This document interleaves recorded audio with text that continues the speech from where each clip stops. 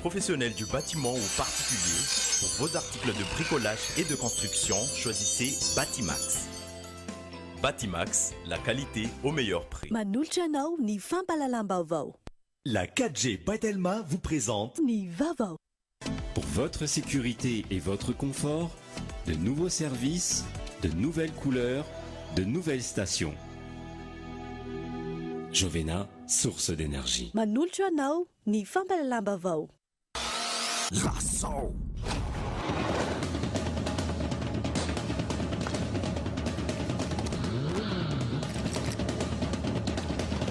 XXL. Manolotra anao ny vaovao. Mampatanjaka vokarin'ny orinasa Star. Blue Line TV safidy tsara indrindra. Manolotra anao. Ny fampalalam-baovao. VTI. Manolotra anao ny fampalalam-baovao.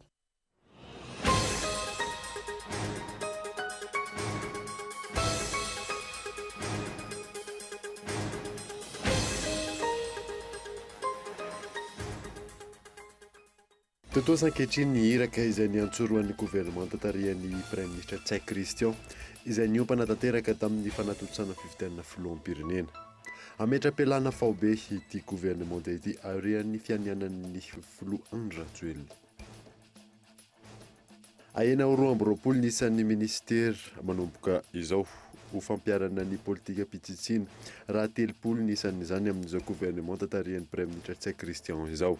Isy noho izany ny fanambarana ireo ministera sasatsasany. Omaly tokony tamin'ny fitora ariva lasany pakakeriny hitany antsiranana consul honoraire ny Australie Habib Hussein. Samba nosin'izany tany antsiranana ary voalohany ho an'ny taona 2024. Ny fiandohan'ny herinandro teo niverina indray tsy fisian'ny lasantsy eny amin'ireo tobin-tsolika eto an-drenivohitra. Raha ny fanadidina tsy voatana intsony tahiry 3 volana ho an'ireo kompania mpanjara solika sasatsasany. Eo amin'ny maresaka iraisam-pirenena mitodika any amin'ny cour pénale internationale ny masin'ny Ivoiriana sy ny Afrika. Androany miandry ny didim-pitsarana izay avoakan'izy ireo manoloana ny fangatahana fahafahana vonjimbaika nataon'ny filoha Ivoiriana teo aloha Laurent Gbagbo.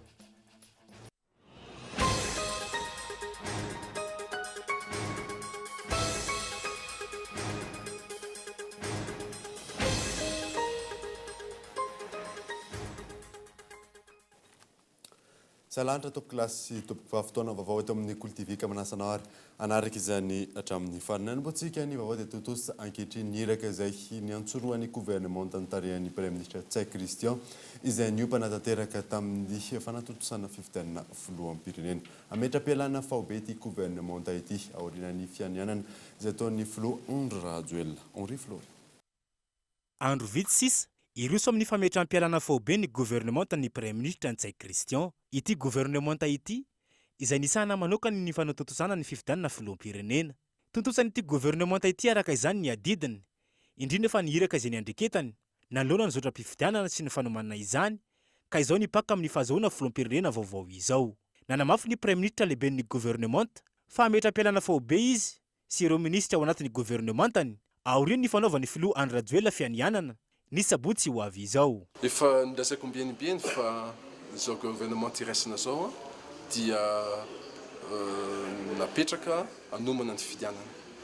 Vita tanteraka moa iny zotram-pifidianana iny tao anatin'ny filaminana ary ny sorako manokana avoaka malagasy rehetrarehetra ny andraikitra ny raisiny tao anatin'ny iny fitovona lasa iny. Tsy korazana amitsika dia vita ary andiny fahadimy midity fanapahana vanambin'ny folo tamin'ny volana mai fadimy amby roapolo ny volana mai tamin'ny taondasa dia mijanona ny asan'izao gouvernement zao rehefa vita ny investiture ny filohan'ny pirenena vaovao. Manentana antsika rehetrarehetra ny tenako dia ao anatin'ny filamina sy fitoniana daholo anaovana zany ka ny gouvernement dia rehefa vita ny investiture dia tsy maintsy entiko ny démission ny maha-Premier ministre ny tenako sy ny démission gouvernement manontolo. Aorian'io io fametram-pialana ny gouvernement faobe io dia anjaran'ny filoham-pirenena vaovao ny mandray didy tsy volana mifanandrifa amin'ny lalana velona eto amin'ny firenena mba tsy hisian'ny fahabangany ny fahefana mpanatanteraka. fa ena ho roa amby roapolo nisan'ny ministera manomboka izao fampiarana ny politika ny fitsitsiny raha telopolo nisan'ny izany amin'izao gouvernement tarihan'ny premier ministre Tsay Christian izao isy araka izany ireo ministera sasatsasany ho atambatra rarysona ihany raha telopolo nisy ministera amin'izao gouvernement Tsay Christian izao dia fantatra fa ena ho roa amby roapolo zany amin'ny fitantanan'ny filoham-pirenena vaovao Rajoelina Andry ho fampiarana ny politika pitsitsina eto amin'ny firenena. Hisy noho izany ny fanambarana ministera sasantsasany izay mifandraika araka ny loharanom-baovao voaray. Olom-baovao ary teknisianina no kamaroan'ireo hotendrena tantana ireo ministera misy roa amby roapolo ireo. Politika pampandrosoana mifantoka tanteraka amin'ny vina IEM sy ny velorano atao amin'ny filoham-pirenena Rajoelina Andry nandritry ny fotoana fampirizan-kevitra ireny no soritra izoran'ny asan'ny gouvernemanta vaovao io. Asa aingana nefa mitoetra sy mifanojo amin'ny sahaza amin'ny vanim-potoana ankehitriny no atao. Na izany eo amin'ny fametrahana fototra afitrasa olovain-taranaka amin'ny fandimby na ny fanatsarana sosialim-bahoaka amin'ny ankapobeny.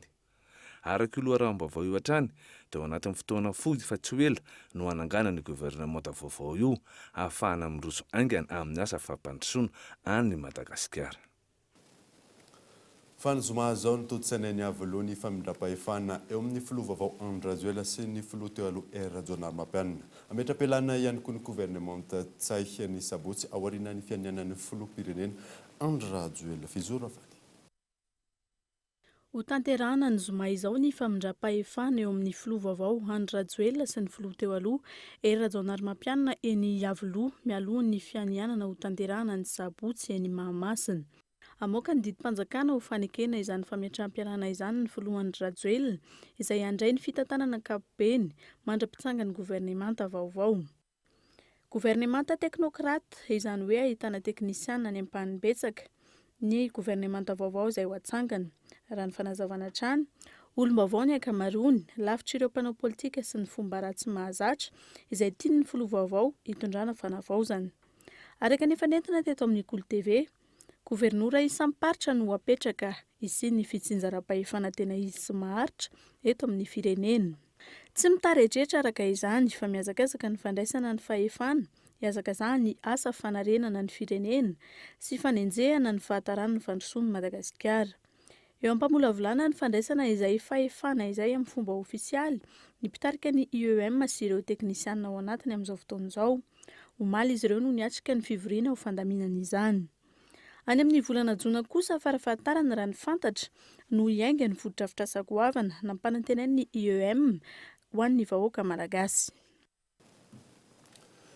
Filoham-panjakana vahiny maro no anatrika ny fianianan'ny filoham-pirenena malagasy Andry Rajoelina amin'ny sabotsy ho avy izao etsy amin'ny kianjaben'ny Mahamasina araka ny loharanom-baovao voaray fanadiny rarysona ihany. Maro ireo filoham-panjakana izay namaly ny fanasana natao amin'ny filoham-pirenena vaovao Rajoelina Andry azy anatrika ny fiananana izay ataony ny asabotsy ho avy izao etsy amin'ny kianjaben'ny Mahamasina. Ho fankasitrahana fampanjakana ny demokrasia teto Madagasikara tamin'ny alalan'ny fifidianana filoham-pirenena ny zotra-pilaminana sy mangarahara tanteraka iny ary zareo filamatra aty Afrika amin'ny famindram-pahefana ara-demokratika no antony hahatongavan'ireo filoham-panjakana maro ireo raha ny loharanom-baovao. Ho enjana araka izany ny fitandroana filaminana eto Antananarivo sy manodidina ny faritry Mahamasina iny amin'ny andron'ny sabotsy 27 Janoary ho faharovana ny hain'ireo filoham-panjakana vahiny maro ireo. Tsara ihany koa mampatsiahy fa tamin'ny fianianana tamin'ny taona 2024 nataon'ny filoha teo aloha Rajoelina Narmapianina ery dia nisy ny fipoahana tena manodidina amin'ny Mahamasina ka izay ihany koa no antony mahatonga ny fitandrona ny filaminana ho enjana eto Antananarivo sy manodidina ny faritry Mahamasina iny.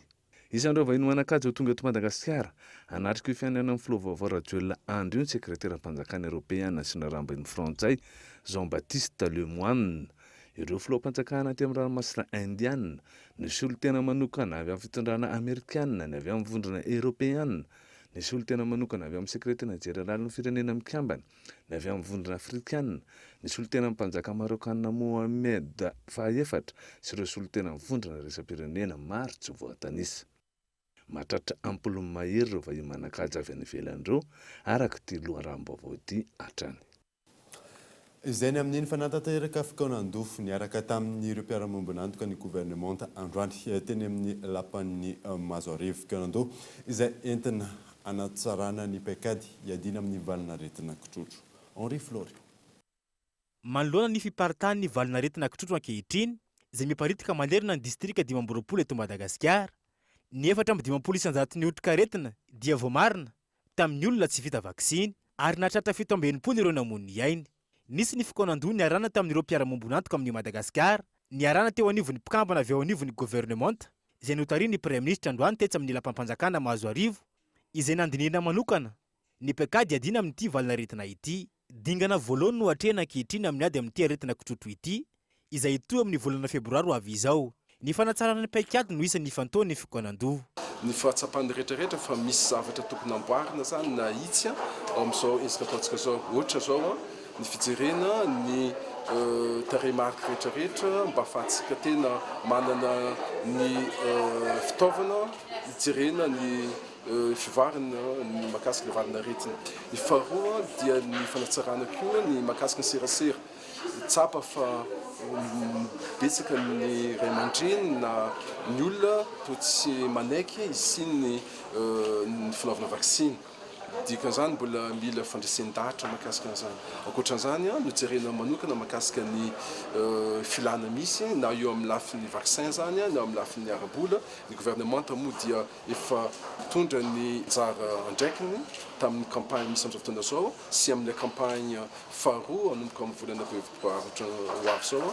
Ny campagne fahatelo moa dia jereny izay gouvernemanta tonga eo ny fanomezana izay ezaka izay. Hitoy manerina ny Madagasikara araka izany ny hetsika fanaovam-baksiny izay hitoy amin'ny volana febroary ho avy izao ho famongorona tanteraka ny valinaretina raha ny fanazavana hatrany. Tontolon'ny tsy fandriam-pahalemana kosa indray dia omaly tokony tamin'ny 7 lasa ny mpakankerany tany Antsiranana ny consul honoraire any Australie Habib Hussein sambany sin'izany tany Antsiranana ary voalohany ihany koa ho an'ity taona 2022 ity fanadina. Fakana ankeriny voalohany tamin'ity taona ity, lasa ny mpanao ankeriny omaly tamin'ny 7 tao Antsiranana ny consul honoraire any Australie Habib Zavar Hussein 27 taona zanaka mpandraharaha. Sambany ihany koa no nisehoana trangana fakana ankeriny tany Antsiranana. Lehilahy 4 mitampiadiana ny voalaza fa nanao ny asa ratsy raha toa ka andalana ody avy nanao fanatanjahantena io Hussein sy ny zanany niaraka tamin'ny mpamily azy ireo. Fiara Renault Laguna no nitondra azy ireo ary nosakanan'ireo mpakan-keriny izay nitondra Renault Clio mena teo akaiky ny trano fonenany lalana Colbert Fokontany Avenir. Taorian'izay lalana telo no nalehan'ireo mpanao asa ratsy izay niodikodina ny tanàna ary nanipy ny zanaka ity consul honoraire ity sy ny mpamily azy teo amin'ny toeram-pivarotana iray. Lehilahy telo nitondra basy no nanao an'izany fakana-keriny izany netin'izy ireo zany io karana io ary tamin'ny fiarany ihany tamin'ilay fiarany karana ihany narahany fiaran'ireo jiolahy izay fiara anankiray hafa. Dia nisy moa zany ny fahatairana zany nataon'ireo fianakaviana sy ny olona tao ka nialerte ny mpitandro ny filaminana ny polisy sy ny gendarme izay avy hatrany ihany koa dia nanampina ny lalana rehetra mivoaka ny Antsiranana alina ihany ary nanao ny savahao manerana ny Antsiranana zany Antsiranana renivohitra mitoy hatramin'izao zany savahao sy ny fanampenana ny lalana izany ary efa voalaza ihany koa ny toby manodidina ny ivelany Antsiranana hatraty amin'ny Ambilobe sy ny Ambanja zany sendra ka hoe efa tafavoaka zany ireo jolary hatreto aloha zany mbola tsy hita na ny ilay karana na ilay ireo mpakan-keriny zany fa ny fiarany ilay nalaina-keriny ihany no efa hita tao an-tampon-tanàna na velan'ireo jolahy tsy nisy olona intsony. Mbola mitoy moa zany araka ny voalaza teo ilay fikarohana ny PJ ny ao amin'ny police nationale moa zany manao ny enquête fa hifanampiana amin'ny fotoana mety misy mampanano sarotra azy fa ny vaovao rehetra izay azo zany na avy amin'ny police na avy amin'ny gendarmerie dia omena ny amin'ireo mpanao famotorana ireo ary ny zavatra vaovao azo amin'izao aloha dia mbola tsy misy ny fangatahana kalinaina zany ataontsika hoe fangatahana rançon ohatrany mahazatra ataon'ireo le jiolary eo. Raha tsy ahivina, roapolo ireo trangana afaka nankeriny seho ny taona 2024 roa tamin'ireo lasibatra no avitra mitandro filaminana, 17 ireo navotsitra ny pakakeriny rehefa nandony vola ny taken'izy ireo. Ny trangana afaka nankeriny sy ny tsy fandriampahalemana eto Madagasikara izay mamparefo ny risim-pony ny mpampiasa vola isehatra eto amintsika. Fa miandry ny gouvernemanta vaovao no afantarana ny momba ny teti-bola-panjakana 2024 raha isy fiovanana tsia. Raha ny lalàna no jerena aoriana fividianana solombavamboaka vao afaka ataon'ny fanitsina ny LFI 2024 miantarindriana. Teboka maro no andrasana aorian'ny fanatotosany fompirenena Andry Rajoelina fianianana sy ny fitsanganan'ny gouvernemanta vaovao. Isan'ny andrasany maro ny mikasika ny LFI 2024 na ny teti-bola-panjakana 2024. Raha iverenana, taorian'ny famerenana izany teny amin'ny anteny miram-pirenena, nataony teny anivon'ny anteny miran-dolona, tsy nanisy fanovana ireo solombavamboaka maro anisa, ary namerina izany teny amin'ny anteny miran-dolona, izay nahatonga ny fiandrasana ny gouvernemanta. Nanamafy kosa ny solombavamboaka nanontaniana androany fa amin'ny alalan'ny didim-panjakana no ahafahany mpitondra manisy fanovana vaovao. Tsy fantatra loatra eto raha isy ny fanovana mifanaraka amin'ilay IEM na ny Initiative pour les urgences de Madagascar. Raha ny zava-misy, araka ny andininy fa 7/20 amin'ny lalam-pandrenana, ny parlemanta no mandany teti-bola-panjakana. Ny feim-potoana fiasan'ny solombavamboaka nefa izay tapitra ny 9 volana febroary izao. Vokatrio, tokony miandry aorian'ny fifidianana manaraka ny mety ho fanitsiana. Na izany aza efa niatra nanomboka ny voalohan'ny volana janoary io ny LFI, tahaka ny nampiakarana ny abalaina amin'ny sigara izay voarakitra ao anatiny. Ny fiandohan'ny herinandro teo niverina indray tsy fisian'ny lasantsy eny amin'ireo tobin-tsolika eto andrenivohitra raha ny fanadidinana natao tsy voatana intsony ilay tahiry 3 volana Michela Ranarzoana. Niverina ny tsy fisinana ny tsy fahampian'ny lasantsy eny amin'ireo tobin-tsolika eto andrenivohitra nanomboka ny fiandohany ity herinandro ity. Ho an'ity raim-pianakaviana iray nanaovana fanadihadiana ho an'ny androany saika nivezivezy eraka Antananarivo vao nahita solika. Tena tamin'ity herinandro ity tena nitady essence efa za mipetraka amin'ny party aty tosy tany Akorondrano station zay vao nahita. Tena indray mandeha tena tsisy mitsy zany tsisy mitsy zany tsy fantatro ina mahatonga an'izy. Mampiasa moto foana isan'andro. Na za zao vao nahita tany Maly, tany Akorondrano, tany Ivandry dia nanao plein mitsy zany. Dia fa eno ihany aloha le izy hoe mety tsisy mitsy ato ato. Dia tsy maintsy anao tahiry zany solution. Tady bidon na ohatr'izany dia nanao tahiry. Raha ny fanazavaan'ireo mpandrotsaka lasantsy teo amin'ny tobi-dasantsy iray nanaovana fanadihadiana, raha toa ka manodidina ny 2,000 litatra isan'andro ny lasantsy lanin'izy ireo, amin'izao tsy ampy iray andro akory izany. Efa ela kely tsisy ny essence. Dia matetika eo amin'ny iray andro misy dia indraindray tsisy dia indraindray misy ohatr'izay. Indraindray zay malany raha fitambaran'ny komponay zao malany eo amin'ny 2000 mahery indray andro. Rehefa tena mandeha ny essence tamin'iray sasany essence ny tonga androany. Mety hoe eo amin'ny 3 jours eo arakaraka ny fandehan'ny essence zany. Mety hoe maharitra 3 jours na 2 jours eo farafa ela mbola tsy fantatra. Arak'izany tahirin-tsolika 3 andro izay no misy amin'izao, tsy voatana intsony ny fahazoana tahirin-tsolika 3 volana. Hatreto izany, raha toa ka misy 4 ireo kampania mpanjara solika eto Madagasikara, 2 amin'ireo no fantatra fa voakasika ity tsy fahampiana ity. Raha tsy ahivany tsy vao izao no nisy izao tsy fahampiana ara-tsolika izao.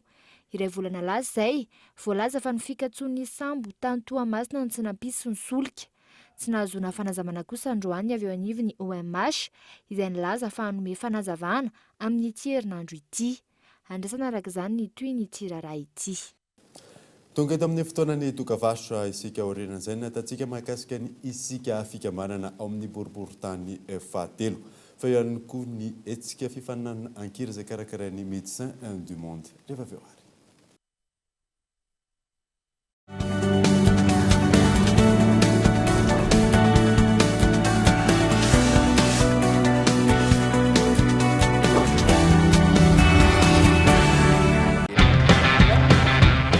Appel vers tous les opérateurs.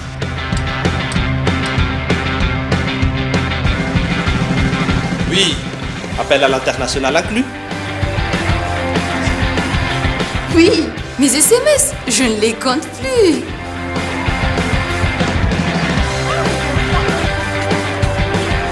Et oui, l'Internet à la vitesse 4G. 0,5 arrières par seconde vers FAF et Club First. 1 arrière vers Telma et 3 arrières vers les autres opérateurs. Vous aussi, soyez First. À partir de 10 000 arrières, First Premium. Et découvrez toute la gamme First sur www.telma.mg ou rendez-vous en Telma Shop. Telma, Safid numéro 1 Malagasy. La route ne sera plus jamais la même avec Jovena. Vivez de nouvelles expériences. Faites confiance à la qualité de nos carburants premium et à la sécurité de nos cartes de paiement Énergie Plus. Profitez de nos grands espaces de stationnement et de tous les services dont vous auriez besoin. Venez découvrir nos nouvelles boutiques. Faites-vous plaisir avec une pause bien méritée dans nos points chauds.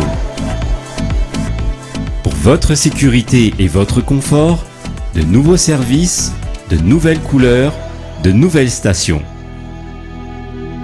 Jovena, source d'énergie. VTI, une société de conception, de fabrication, d'installation de portes et fenêtres en aluminium, volets roulants, rideaux métalliques, vérandas, ainsi que vente de vitres et tôles, vous propose la gamme de produits adaptés à votre projet et budget. Et rendez-vous chez VTI à environ 150 mètres de Galanat à la Tamate. VTI, prêt à vous servir.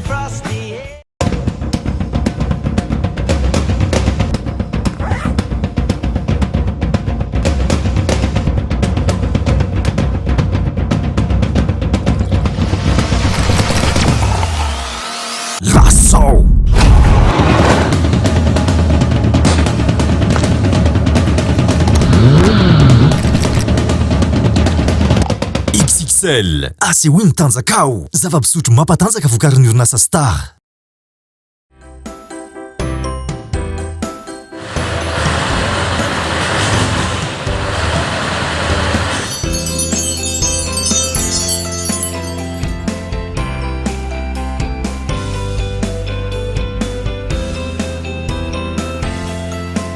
Professionnels du bâtiment ou particuliers, pour vos articles de bricolage et de construction, choisissez Batimax. Batimax, la qualité au meilleur prix. Taloza rehefa hiantso mila mampiditra kody. Raha zany lafo be miantso indrindra makany amin'ny opérateur hafa ary mila laniana koa ny forfait raha zany mahanjavona tao ny crédit. Sao za efa bip tsy misy an'izany tsony tsy mila mampiditra kody ary zato dia efa afaka miantso mihoatra ny 2 minitra ary isa segondra miala ny crédit miantso ny tambazotra rehetra zany 7 jours sur 7 na oviana na ovina. Bip ampiasaina e bip mora indrindra rehefa hiantso ny tambazotra izay tianao. Alefa saída.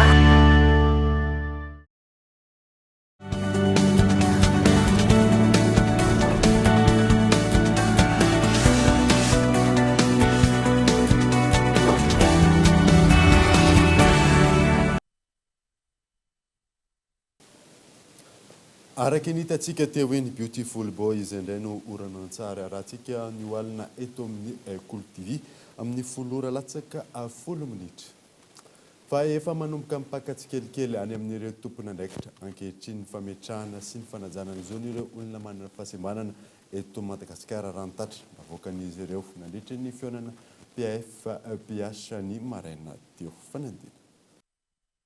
Isan'ny ady mafy nataon'ireo olona manana fahasembanana eto Madagasikara izay mivondrona ao amin'ny PF-PH hatramin'izay ny mba ametrahana sy isokajiana azy ireo tahaka ny olona rehetra izany hoe ny ady amin'ny fanilikiliana.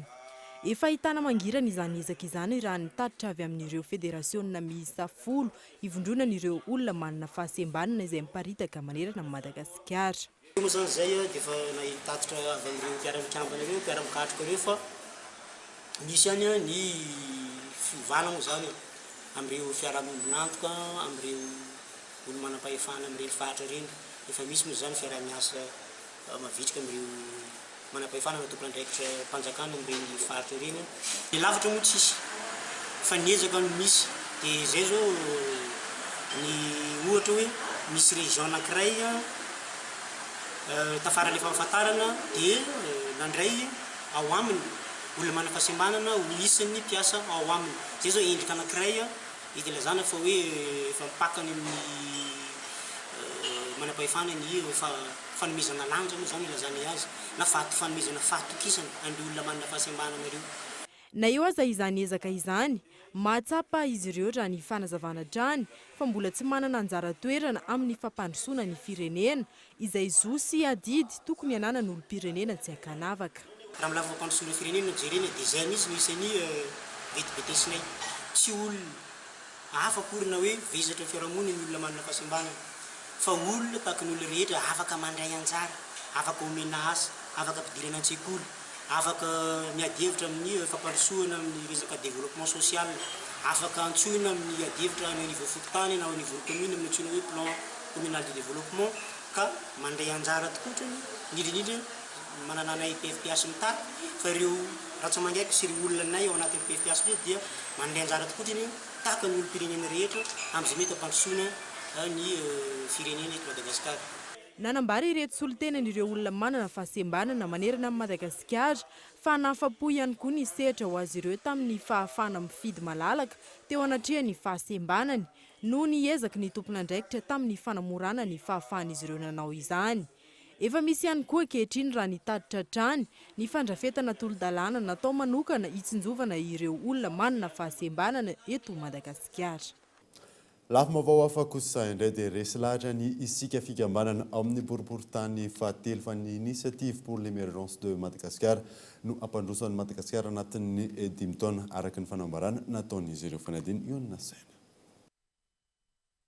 Ny araban'ny filoham-pirenena vaovao Andry Rajoelina izay nofinidin'ny vahoaka malagasy tamin'ny fomba demokratika hitantana any Madagasikara mandritra ny 5 taona ny isika fikambanana ao amin'ny boriboritany fahatelo.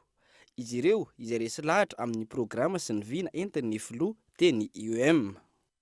Indreto zany izay fikambanana rehetra miaraka amin'ny Andry Rajoelina eto amin'ny 3e arrondissement dia miaraka amin'ny mpanohana moa zany eto. Dia faly zany izay eto miarahaba ny président Andry Rajoelina amin'izao fotoana président ny République Madagasikara ary président ny vahoaka malagasy rehetra. Engany mba avita izay adidy amen'ny malagasy anao andriamatoa président Andry Rajoelina. Dia izay koa moa zany mazava ho azy ny antony dia resy lahatra amin'ny IOM.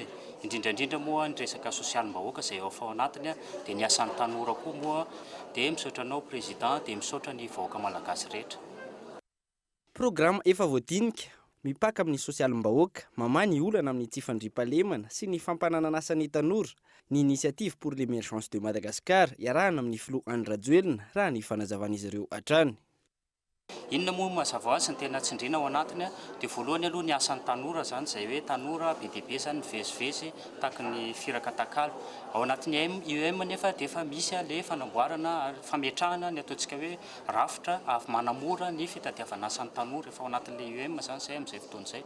Dia faharoa koa zany mety ilaina koa anatin'le IOM koa ny resaka sécurité mazava ho azy satria iny tena direct zany iny amin'ny resaka famokarana be dia be zany tsy afaka mamokatra amin'izao fotoana izao noho ny ataontsika hoe insécurité ka le IOM mijery an'izay zavatra eo ny famokarana vary, eo ny ataontsika hoe élevage, ny omby sy ny rehetrarehetra dia ao anatin'ny IOM daholo zany. Nentinantsika malagasy rehetra zany fa i président Andry Rajoelina zany dia président vahoaka malagasy rehetra ary efa izy ara dia efa nanome teny antsika dia izay entanina ho antsika rehetra hiara isalahy, hiara ifanampy amin'ny président ho amin'ny fampandrosoana Madagasikara ka ampandevitra ny ataontsika hoe ambo-po any zany fa ho amin'ny tombotsoa-pirenena.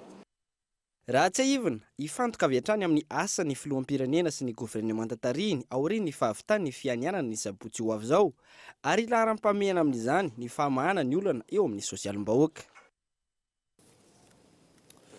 Fa mikarakara fifananana ankira momba ny fahasalamana ara-pananana ny Médecins du Monde fifananana izay misokatra ho an'ny rehetra manomboka izao hatramin'ny 15 febroary. Iona Sainatra. Ny 7.3 isanjato ny vehivavy eo anelanelany 5.10 hatramin'ny 7.10 taona eto Madagasikara no efa renim-pianakaviana ary vehivavy 3.10 amin'zato amin'ny arivo no tratry ny voka loloatra na tsy irina. Isa izay ambony raha oharina amin'ny firenena manodidina hoy ny tompon'andraikitra eo anivon'ny Médecins du Monde. ho fampianana io isa io mikarakara fifananan-kira ny Médecins du Monde ary misokatra ho an'ny rehetra entina hanetanana ny tanora andray an-tanana ny hoaviny indrindra momba ny fahasalamana ara-pananahana. Dia tsy natao an'ny matianina rery fa napakafy tsotra ary dia tanina amorona hira dia tsy sokajinady manerana natao manerana ny nosy mihitsy ny filazana ny vaovao dia tena nahitany efa tena be da be tokotra ny olona avy any amin'ny faritra hafa ohatra tena intéressé amin'ny fananana hoe famorona andeha amorokira izao. Dia manarak'izay ilay izy efa nataonay tanatina site ary efa nataonay tanatina page anankiray manokana mihitsy ny RDB rehetrarehetra ahitan'ilay mpifaninana ny androatany an'ilay hira satria ekenay marina tokotrany fa sarotra mihitsy zany manoratra hira momba ny hoe fahasalamana ara-pananana ho an'ny tanora izany. 3 minitra no faharetan'hira izay foron'ireo mpandray anjara raha ny fanazavana hatrany. Atao anatin'ny CD ny vokatra ary ampiarahana amin'ny tononkira izay amin'ny teny malagasy na frantsay ary aterina ao amin'ny bureau-ny Médecins du Monde eny Ampasanimalo alohan'ny 12 febroary 2024 amin'ny 12 ora atoandro. Ny mahakasika ny tontolon'ny sary hosodoko ny artistika eto Madagasikara indrindra entina aminao anaty fanadadiana manaraka ity tsy mbola mivelatra ity sehatra ity eto amintsika raha ny fanazavana azo miantarandrianay. Manintona ny maro saingy tsy mbola mivelatra tanteraka eto amintsika ny fanaovana sarin'olona tsy mitafy izay antsoiny mpanakanto hoe nu artistique. Isan'ny mpanakanto amin'izany izany Mystère Antaona maro ny angaliany sehatra ity nambarany fa tsy mbola mivoatra taky ny any ivelany fanaovana antsary olona tsy mitafy. Hitanao mifanaraka mihitsy zany hoe ahoan'ry ataoko ohatra zany mametraka fantany amin'ilay olona hoe ahoan'ry atao ny artistika ohatra zao dia mba manome vola ianao ohatra zany dia ho anao sary dia hoe iny ho anao sary li zany ohatran'ny hoe zavatra ataonay karazana ina le zany karazana fanandramana zany le izy dia misy manaiky fa misy tsy manaiky ary tsisy olona anao komandiny hoe za ataovy artistika tsy mbola nahita aloha hatreto tsy mbola nanao fa mety isy ihany ianao an'izay azo atao an'izay vitsy ary vidiana be ny olona manaiky atao an'izany fa sady tena olona hafa mihitsy be dia be any nefa betsaka satria ho aly izy raha ohatra manao école raha mianatra ara mihitsy zany le artiste ohatra hoe nanao ara mihitsy izy dia eo anatina taranja mihitsy le manao ny artistika tonga dia portrait sur le vif hoe miposery ambony sezery le modèle dia anao eto manao sary misy mihitsy zany any ivelany fa eto amintsika mbola tsy misy. Fampisehoana amin'ny alalan'ny sary hosodoko ny kanto amin'ny maha-olona fanehoana fomba fijery hafa ary mampita hafatra ny sary nu artistika raha ny fanazavana.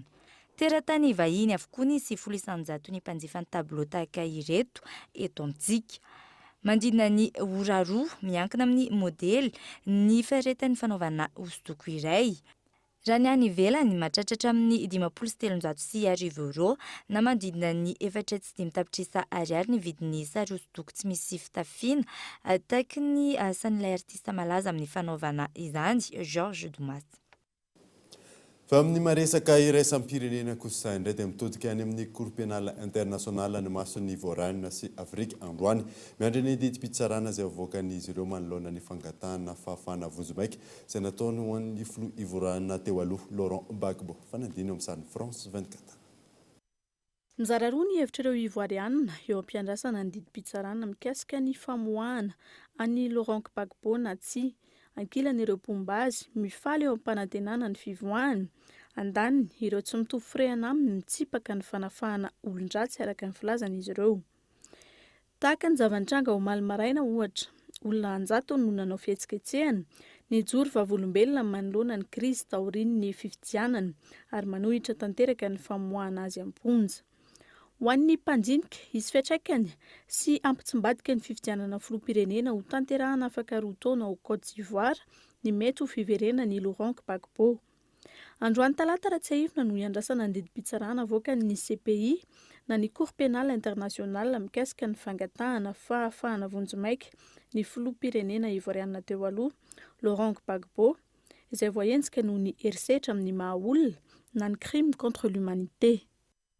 raha ny vaovaovao ray farany dia efa mivaly izay didy izay nahazo fahafahana araka izany Laurent Gbagbo. Dia izay mamarina vaovao tamin'ity alina ity ankasitrahana ianao nanaraka izany soavamanitra dia velominy fodaly tompoko.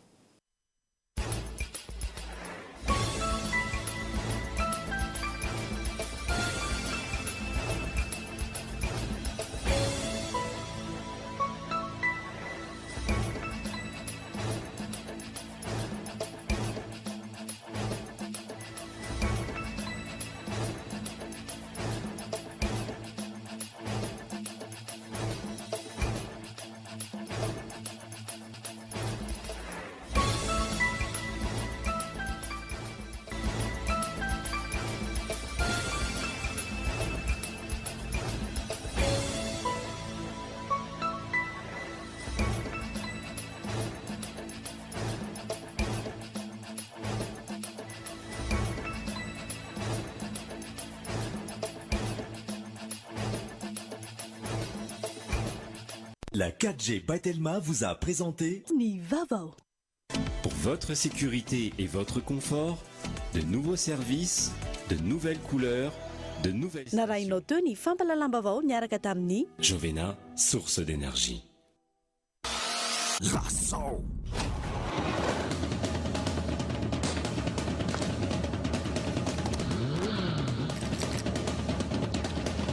XXL. Nanolotra ho anao teo ny vaovao. Mampatanjaka vokarin'ny orinasa Star. Blue Line TV safidy tsara indrindra nanolotra anao teo ny fampalalam-baovao. Narainao teo ny fampalalam-baovao niaraka tamin'ny VTI, prêt à vous servir. Batimax vous propose sa gamme de luminaires rustiques en suspension avec applique pour tous les modèles à 70% de remise. Offre valable jusqu'à épuisement du stock. Alors, n'attendez pas. Batimax, la qualité au meilleur prix. nanolotra anao teo ny fampalalam-baovao.